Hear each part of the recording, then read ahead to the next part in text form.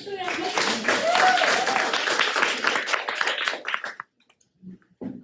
everyone, my name is Pranidhi Prabhat and I am Senior Manager Product Analytics at the Yield Analytics team at Expedia Group. My work focuses on delivering data-driven insights and measurement strategies specifically within the homepage team. Hi everyone, my name is Emma Rosenthal. I'm a data scientist alongside Pranidhi as well at Expedia Group. First of all, I want to extend a heartfelt thank you to all of you for choosing to attend our session today. Given there are so many great options available, we truly appreciate your time and interest. Apologies in advance because this room is going to get really hot. The air conditioner is not working, and we were told that it's going to get fixed but in 2 months. Alright, to get started, the topic of our presentation is not everything can be A/B tested, and that's okay. To get a quick sense of the room, I'm going to ask a couple of questions. So the first one is, how many of you are familiar with the concept of A/B test? Wow. Okay, the next question is, how many of you have actually analyzed an A/B test?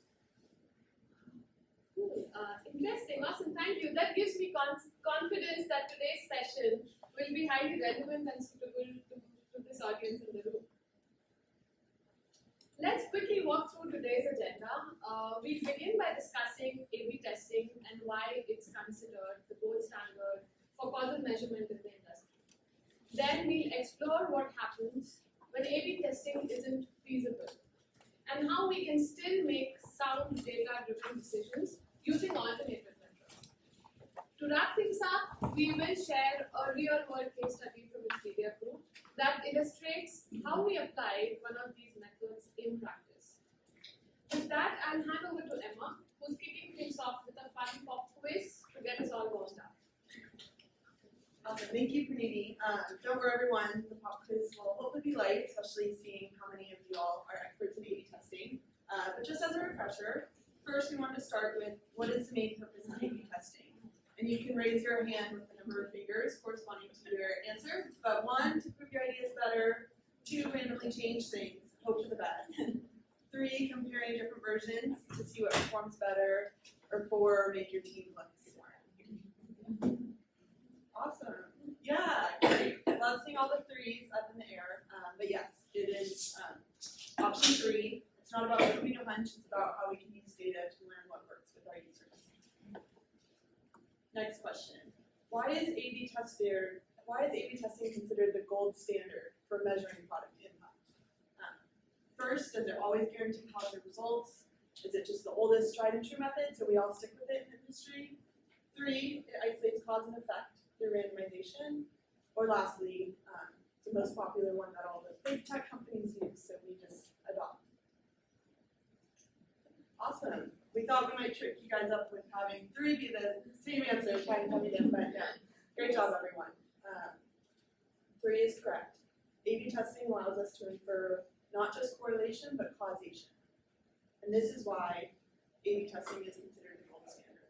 And in this next section, I'll give a brief introduction as to why this is, but it sounds like many of you are already familiar with it, which is great. So why is A/B testing held in such a high regard? It's one of the few tools in our toolkit that we can use to directly estimate causal effects, as I just mentioned. By randomly assigning users to a treatment and a control group, we control for confounders, both observed and unobserved. This randomness is key. It removes any sort of selection bias and ensures that any observed difference that we see in our outcomes can be attributed to the feature that we're testing. Here in this diagram, you may have seen this before. This is a pyramid. On the left-hand side, you'll see the quality of evidence, and on the right-hand side, you'll see our risk of bias. At the very top, we have systematic reviews and randomized controlled series, which is another term for an A/B test. These give us the highest quality of evidence with the lowest risk of bias. You'll see as we move down the pyramid, our trade-off between our quality of evidence and our bias increases. That's why at the very bottom, you'll see things such as case studies and expert opinions, which obviously one person's opinion has a much higher risk of bias than randomly sampling a large sample size and A/B testing for true results. Now, of course, certain to your use case, you'll have to pick the study that works for you and is most feasible. At Expedia Group, we're really lucky to have the large sample size, feasible testing capabilities to be able to run A/B tests. It's our bread and butter, it's what we do, it's who we are, and it allows us to grow to the scale and be one of the leaders in the travel and technology industry as we are today. We love this quote that some of our experimentation leads at Expedia once mentioned. They put it as, the cost of not testing and heading down the wrong path is not just the investment in a single feature or product and the operational burden of maintaining an ineffective feature in our production code base, but it's also the opportunity cost of building on a flawed hypothesis and piling on investment on an avenue that provides little to no returns, while we could be spending the effort elsewhere on something more effective. Essentially, it allows us to make data-driven decisions to work on features and products that land with our travelers. However, it's very essential to recognize with all the pros of A/B testing, we know it's not always feasible. And that's why we're happy you're here today and to walk you through our case study. And with that, we leave with the last trick question, probably based off the title of our talk today, but true or false, and you can do thumbs up or thumbs down. It's always possible to run an A/B test. No, yes. Great job, everyone. That's why we're here today, and I'll pass it along to Pranidhi. Thanks, Emma. So why is it not always possible to run an A/B test? There are several scenarios where running an A/B test becomes impractical, requiring us to turn to alternative methods to infer causality. So these are a few reasons why we cannot run an A/B test. The first one being ethical and safety constraints. In certain domains, particularly healthcare, it may be unethical to expose a certain subset of the population to a new treatment or intervention without establishing safety. In such cases, randomized trials are not the most viable, and observational or quasi-experimental methods are preferred. The second one is the legal and regulatory constraints. So in some industries, again, regulations may prohibit users to give differentiated experiences or treatments to their population, especially if it involves sensitive data or financial products. These constraints limit the feasibility of randomized experimentation. The third one is inadequate sample size for niche markets, early stage products, startups. The available user base may be too small to yield statistically significant results through A/B testing. So the limitation makes it difficult to detect meaningful effects with confidence. The fourth one is time-sensitive launch. Business will have timelines that may require a feature or product to be launched universally within a very short window of time. In such cases, delaying rollout for the sake of experimentation may not align with the strategic goals. There are also several technical challenges that can hinder A/B testing, one being insufficient traffic to achieve statistical power, version control or dependency upgrades that prevent consistent treatment assignment. The other one would be biased samples due to limitations in randomization infrastructure, which may require significant investment from engineering side to resolve. So how do we make decisions if we don't A/B test? In such cases, we rely on quasi-experimental studies, a class of methods designed to evaluate real-world effectiveness and support causal inferences when randomization is not feasible. These approaches help us test hypotheses about whether an intervention is causally associated with an outcome. While quasi-experiments are inherently more susceptible to bias than randomized controlled trials, careful planning in both study design and analytical strategy can significantly mitigate bias risks.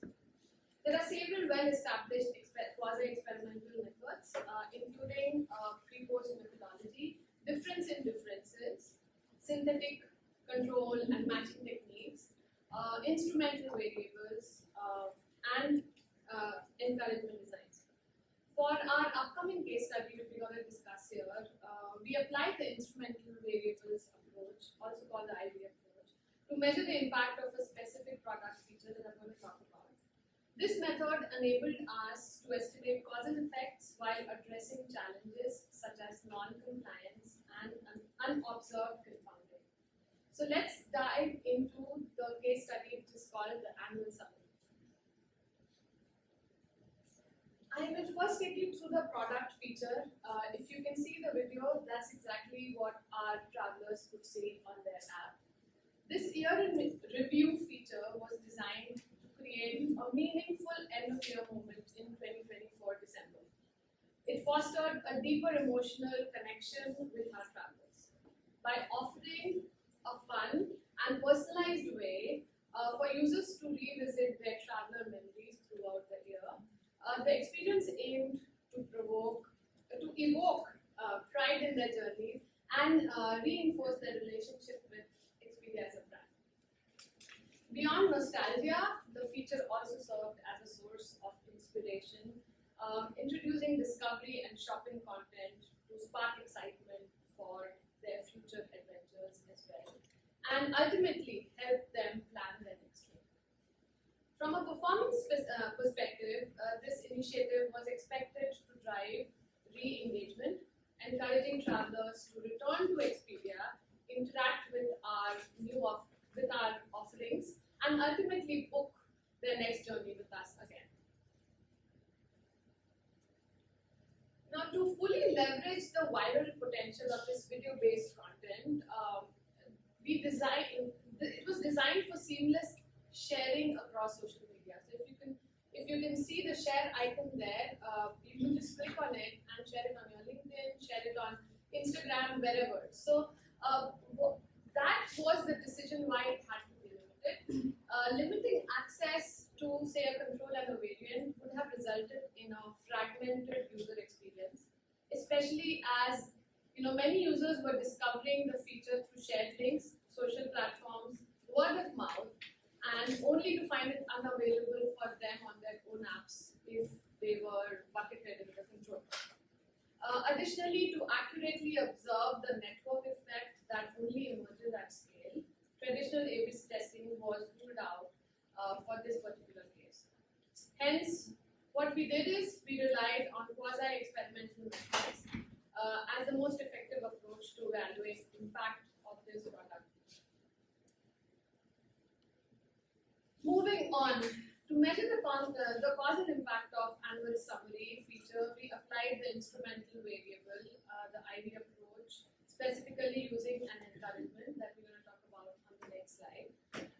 This methodology involves assigning the treatment, that is access to the feature, to the entire target population, which is our entire user base, while randomizing the encouragement to engage with it. This allows us to estimate the causal effect of the feature while accounting for non-compliance and potential confounding variables. In this context, the instrument, which we're going to refer as Z, it represents the randomized encouragement. To ensure that Z was not influenced by confounders, we implemented it through an A/B testing with 50-50 randomization. This setup ensured that any external factors were evenly distributed across both groups for Z. The confounding variables were again still there for X, which is our treatment, the annual summary feature, and the outcome, which were the metrics that we were going to measure, which is Y, which was user retention and engagement.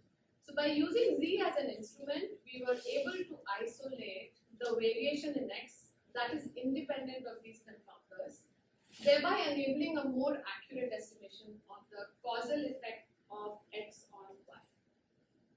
Next, we discuss how we identified an appropriate instrumental variable Z and validated its suitability for this analysis. So the right encouragement can be used, as an instrumental variable is very, very critical in this whole approach. For an instrument to be valid, it needs to meet a few key criteria. First is monotonicity, and the second one is relevance. In simpler terms, our instrumental variable should have a direct influence on the treatment, and it should work in the same direction for all individuals. So in this example of annual summary, it means choosing a relevant encouragement that would encourage users to interact with the annual summary feature.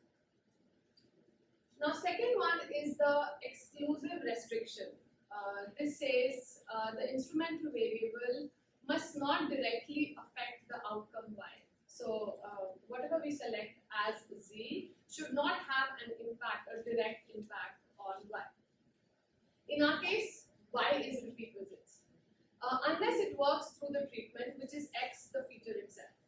So this allows us to causally tie the effect to the engagement with annual summary and not the engagement itself. And lastly, the fourth one, we need to randomize who receives the encouragement to account for confounding variables to isolate the causal effects. In the annual summary case, we considered a few options. A pre-launch banner on home that builds user excitement for the release of their annual summary before the feature was released. Like it's coming sort of a thing. The second one is a push notification. Notification when the annual summary was ready to be viewed, and like redirecting users by clicking on the push notification to go directly to the annual summary feature. And the third one was an additional entry point on the user's profile page. Using the concept of the 4 restrictions that I spoke about, we could see that the instrument that matched most of our assumptions was push notification. You can see it's all green on all those 4 important criteria. And the second clause was the pre-launch banner. With that, I'll pass to Emma, who will take you through detailed steps on the rest of the study and on the result finalization. Yes, and the star is showing the push notification. So now let me walk us through, a potential outcome framework. And what this shows is each step of the user journey, the choice it can be made, and what we're observing within the data. And you'll hear us use Z, Y, and X, so I'm going to try to keep defining them, but first, we understand through randomized assignment of the push notification, Z, which is our encouragement and our instrumental variable in this case. So the user can receive a push or not receive a push notification. The next step in the journey is our treatment, X. This is our annual summary feature video that Pranidhi showed. And here, a user can choose to engage with the annual summary and view their year in travel recap, or dismiss it, right, not see it, XYZ, and not engage. Lastly, as Pranidhi mentioned, our outcome metric of choice is retention, which is measured as repeat visits, users coming back to our brands. And this is Y, right? This is the effect we're trying to measure. And so the way that the data looks when we lay it out, if we were to map it, again, just to kind of hone in this concept of Z, Y, and X. Z being our push, you can see the top half of users received the push, bottom half did not. This was randomized via an A/B test. Next, we have X being annual summary, which I abbreviated to AS at the top there, that you can see if the user interacted with annual summary. And then lastly, did they return? Did they have a repeat visit? And all of these we can denote in the data as ones and zeros, which we'll come back to later, but this will help in our causal inference. So one thing about the users and what we can observe in this data is 2 things.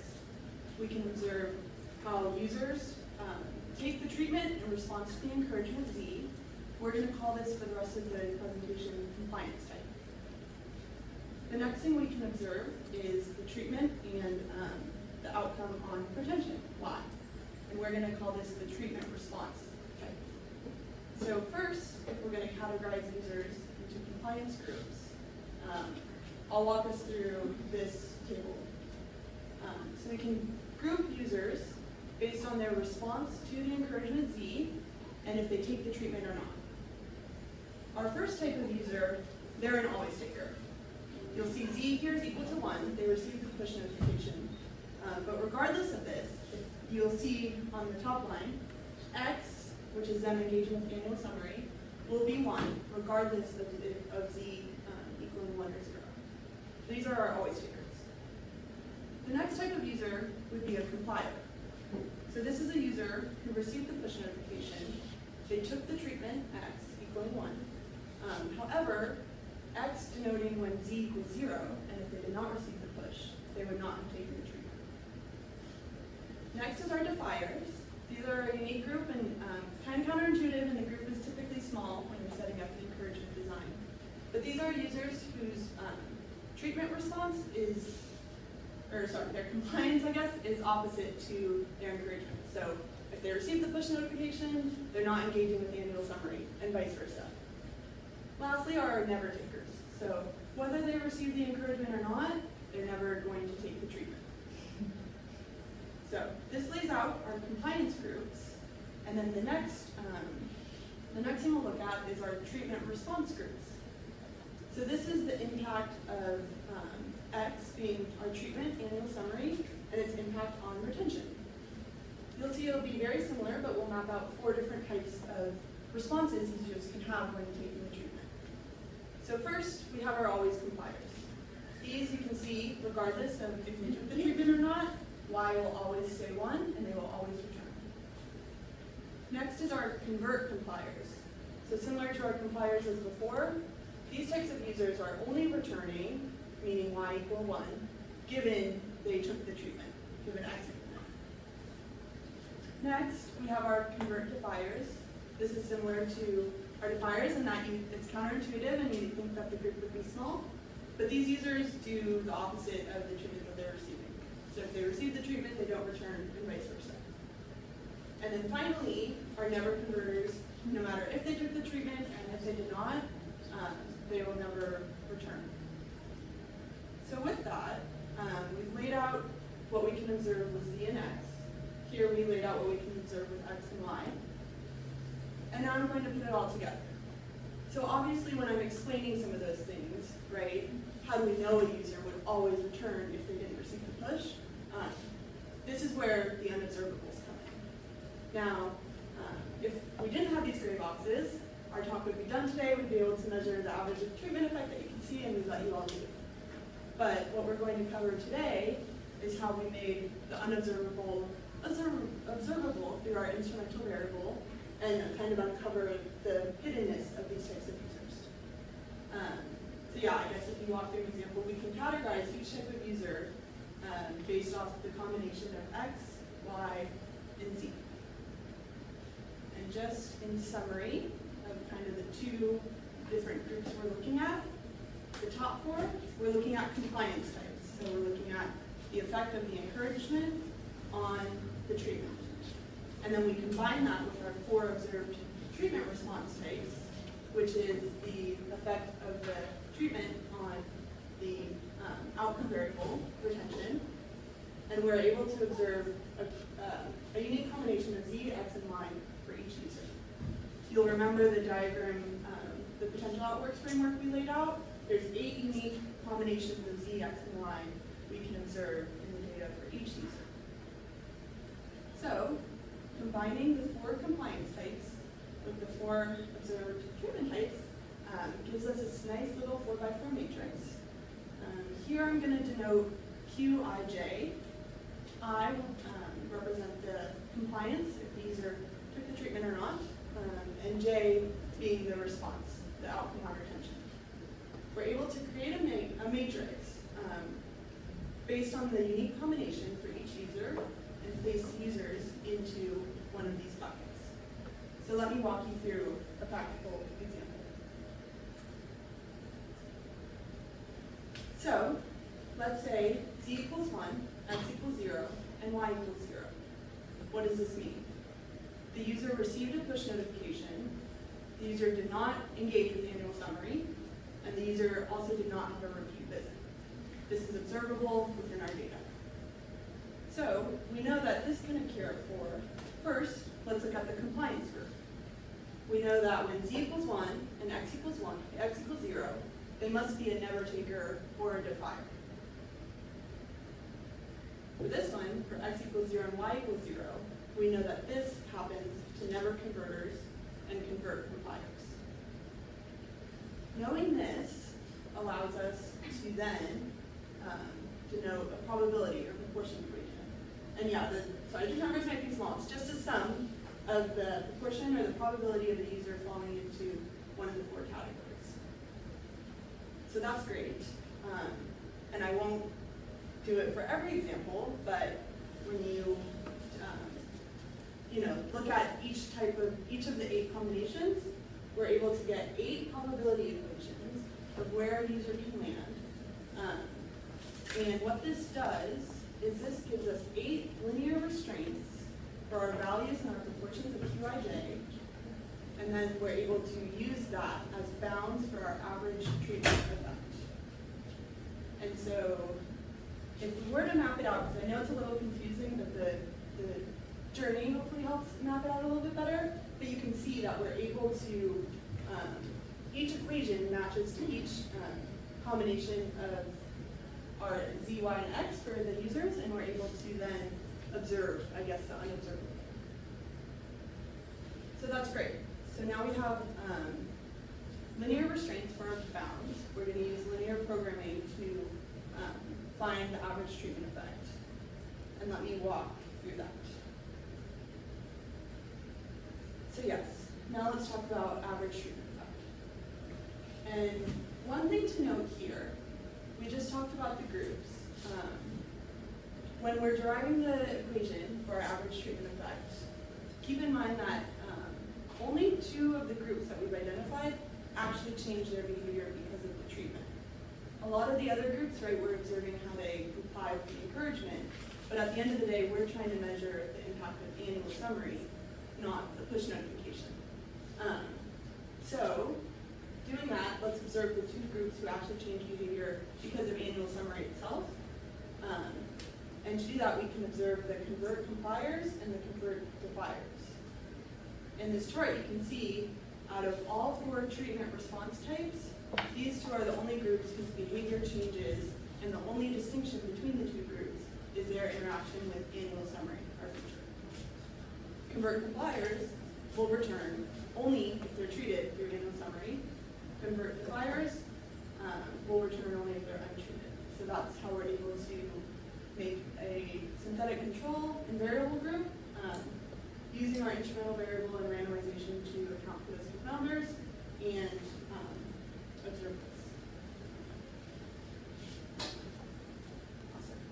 So now we have our linear bounds, and then, well, let me walk through the equation a little bit. So knowing this, what we know now, let's break down the equation for our average treatment effect.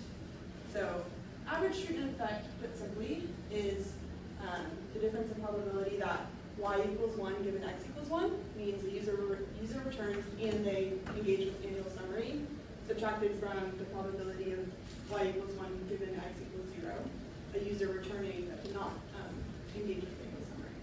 This allows us to isolate the effect just to the usage of annual summary. The left hand of the equation, we can write this out as the proportion of convert compliers plus always converters. And then the latter half is our convert defiers plus our always converters. And we all know how subtraction works. The always converters cancel out, again, because their behavior doesn't change regardless of the treatment. And we're able to denote ATE as simply the difference in these 2 populations. So that's great. Oh, yeah. I wanted to ask you, so you use an instrumental variable here. Would you get the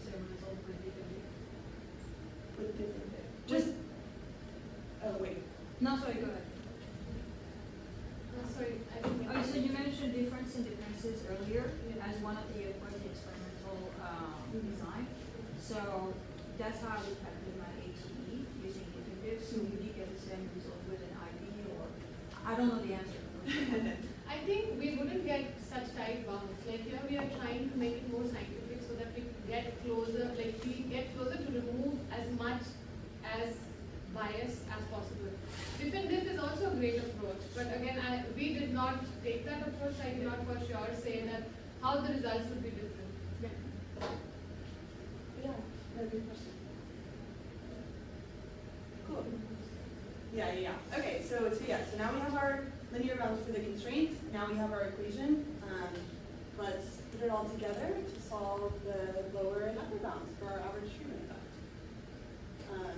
So using linear programming, we're allowed to, one, we observe the difference in retention for users who engage with the initial summary. That's the equation we just arrived to. Second, this is going to be subject to, and what we're going to plug into the linear equation, the 8 equations that we observe from real z, y, and x data. 2 basic assumptions to note about this. The total group probabilities must sum to 1, and each QIJ subgroup's probability must fall between 0 and 1. Obviously, for each study, the proportions will look different depending on the type, which we'll talk about. But this allows us to derive an upper and lower bound for our average treatment effect. The maximum bound would be if we saw the most optimistic effect from the treatment, with the lower bound being obviously the most pessimistic. So that's great. Now we have a maximum bound, we have a minimum bound. What do we do with these bounds? So us as data scientists, right, we like data, we like math, we just walk through all that. But another goal of our study, and I guess why we conducted it, right, is at the end of the day to interpret and inform product decisions. So if you were to replicate, and let's say you observe some bounds, what do the bounds mean? So the first choice is that you can have y bounds.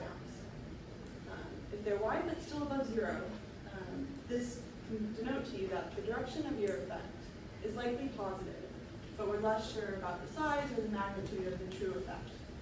This could be a signal, and maybe you can look deeper or even into subgroups of data to see a tighter bound. Next, if the bounds include 0, the result is inconclusive. We can't confidently say whether the treatment had a positive, negative, or no effect. It doesn't mean the treatment failed, it just suggests that the current evidence is too ambiguous to support a clear decision. Finally, the sweet spot, and obviously the best case scenario is that your bounds are narrow and entirely positive. That would give you strong evidence that the treatment works, even without an A/B test. For product, this could be a recommendation then to invest further. Finally, what can happen is it can fall into the last bucket of your bounds being tight, but if they're tight and centered around 0, that actually tells us with some certainty that our product didn't move the needle. And even then, and we bring it back to the pop quiz earlier, it's not a bad insight. It just means that you need to change and iterate. So interpreting bounds, it's not just about stats and the numbers, but how can we guide smart bets with the best evidence we can get, even when you can't traditionally A/B test. Now, for those of you who may want to take it a step further, there are some assumptions and some research done in how we can tighten the bounds. So sometimes the bounds can be quite wide, especially when compliance is low or outcomes are noisy. So here's 4 practical ways we can tighten the bounds by applying reasonable product-informed assumptions. So first is ensuring monotonicity, as Pranidhi laid out earlier. But this assumption hinges on choosing a relevant instrument. So let's say our push notification was poorly targeted or highly irrelevant to a large part of the audience. Some users actually might avoid the feature, and so this would increase the number of defiers. So by ensuring monotonicity, we eliminate implausible behaviors and tighten our bounds. Second is domain-driven constraints. We work in travel. You all are the subject matter experts of your various industries. As domain experts, you often have historical insights that can help you constrain the size of certain groups. So let's take healthcare as an example. If the data shows a subset of users always get a flu shot, regardless of outreach or cost or availability, then maybe you could reasonably cap the proportion of always takers in your analysis. So knowing your domain. Third is outcome constraints. So this relates to plausibility of harm. Obviously, in some cases, we can safely assume the treatment won't have a negative or adverse effect on the outcome, but it's actually surprisingly not always the case. For example, you may think the push notification would help engagement and repeat visits, but what happens if it annoyed users and made them delete the app? So ensuring this, that the treatment has a non-negative effect for users, can also tighten the balance. And lastly, as Pranidhi laid out, choosing the right instrument is key and is very essential in anything to do with instrumental variables, and especially encouragement design. The stronger the instrument's effect on treatment uptake, the more leverage we have to identify compliers and significantly tighten our bounds. So all in all, these are 4 practical levers. If you replicate encouragement design, that you can think about and think through before designing and making your causal inference more actionable, even without a clear A/B test. And with that, to wrap things up, we've seen how encouragement design opens up powerful causal inference opportunities, especially when A/B testing isn't feasible, and that's okay. So we wanted to leave you with a question. What's the next feature, experience, or behavior you plan to measure using encouragement design? Because even when we can't A/B test everything, we can still measure what matters. Thank you so much again for attending our session today, and we really hope that you have a lovely rest of your day at the Women in Data Conference.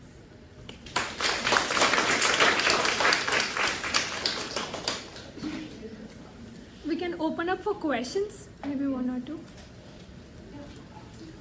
First, it was amazing. Thank you for presenting. I have a question because at the beginning you mentioned there might be spillover effect, and I wonder, does the IV mitigate the spillover effect? So you talked about the spillover effect that we wanted to measure, the sharing sort of that was coming out of the feature, right? So we couldn't A/B test because of that reason, but is your question that could we mitigate it? Yeah, because when you give the IV, which is the push, I imagine people can still like share their like a story on social media, right? Yes. So there's still get the possibility of the spillover effect. So how does that get mitigated, or how do you mention that in the final result? Okay, so we as an organization, we wanted that spillover effect. We wanted people to share their memories, to get that more brand awareness, and also like not only our existing travelers to come back, but also for the new travelers to come and explore Expedia. So we wanted that spillover to happen.